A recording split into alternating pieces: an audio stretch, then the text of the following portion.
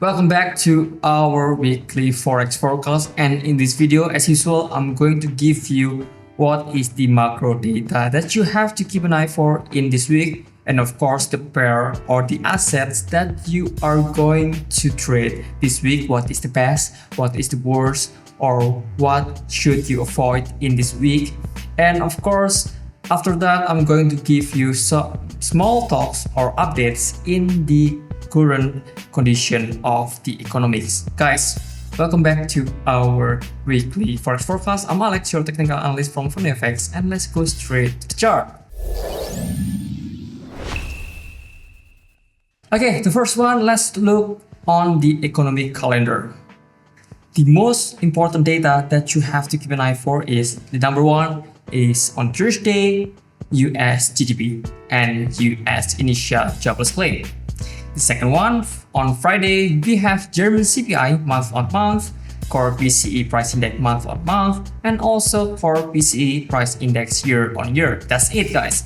You should avoid the CB consumer confidence, durable goods, some crude oil inventories. That's not quite relevant for us if you trade forex pair and other assets typically. And well, let's should do the best pair on this week trading opportunity.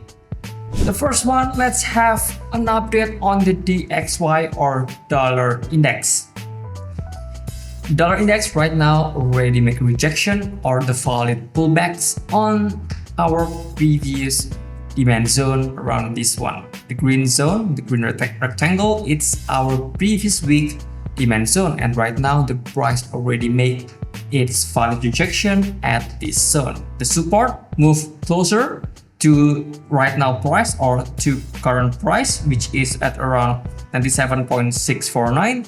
That's our support right now. And the target still on the pattern target, which is at around 101.977. The closest support, the closest resistance, it's at around 100.257. I'm sorry guys, I'm going to repeat again. 102.257, it's our closest resistance. That's pretty much it for dollar index. So dollar index right now still have the bullish bias. So we are going to catch the bullish bias by taking a long position on the US pair, so that we do not enter on the false or on the wrong trend. The next one is Nasdaq. I found that there is a very interesting setup for the Nasdaq because Nasdaq recently moved in a very good momentum right here. But right now I see that the Nasdaq is going to retrace or make a pullback. This is time for Nasdaq to make a pullback based on the weekly chart. As we see here on the weekly chart, we see that the price already rejected on the 127.2% Fibonacci ratio, which is the harmonic support, the harmonic resistance for the Nasdaq on the weekly chart. And the target for the pullback is on the demand zone. The demand zone came from the breakaway gap, which is around here, which is at around 20.613, $20,613 until $20,207. So let's see how much Nasdaq will came down.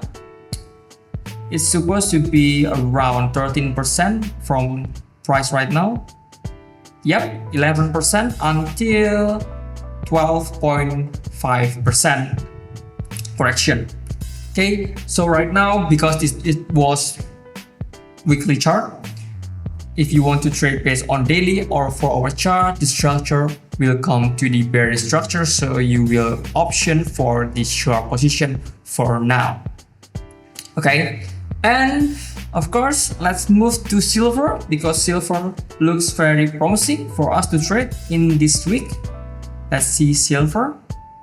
Okay, the silver, let's look on the daily chart. The silver right now move on the rally-based rally formation or RBR formation structure.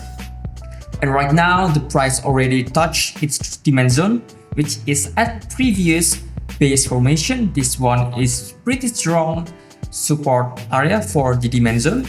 Okay, and it will push the price to be higher than the price right now, the current price right now.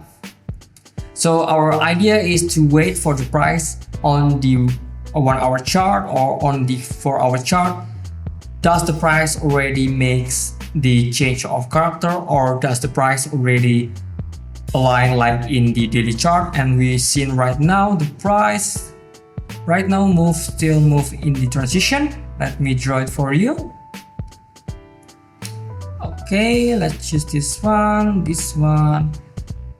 Okay, the break of structure, I mean the change of character has happened. So that here, around here, so that we only have to wait. If you want to enter long on the silver this week, you only have to wait for the price to retrace or make a pullback on this zone. This is the fair value gap, so you can plot this one as the potential demand zone, so that you can start taking long position based on the valid rejection. If there is no valid rejection, you should not have entered silver this week. That's pretty simple. Okay, we only have 3 types of pair this week, but I have bonuses, which is euro dollar. Okay, we have on the euro dollar. Let's do some quick analysis on the euro dollar. On euro dollar, last week I have forecasted that euro dollar is going to move in the bullish transition or the bullish trend, continuing its bullish trend after rejecting on this demand zone. But right now we see on the daily chart it's quite strong. The daily chart is quite strong for the major structure. We see that the price failed to break its previous high, which is at around the B zone. This one at around 1.17904.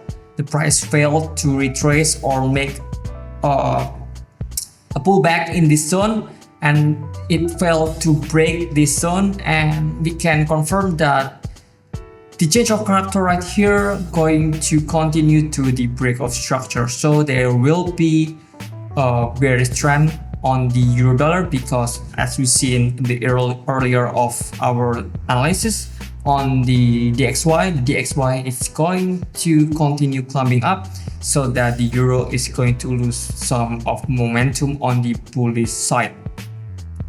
Okay, so the next one is the pound dollar. Let's see on the pound dollar. The pound dollar, well, the pound dollar is going to be very great on the bearish setup, because the supply zone, the price reacted nicely or validate its rejection on the supply zone. This is very good. And then the running double top is validated by this one, the rejection at around the supply zone. And right now the price, it's going to, the target for the price right now, the current price right now, is going to catch the support zone, which is at around the 1.31422. That is great for you if you have already short this pound dollar position. Okay, the setup for the pound dollar is should be on the short position.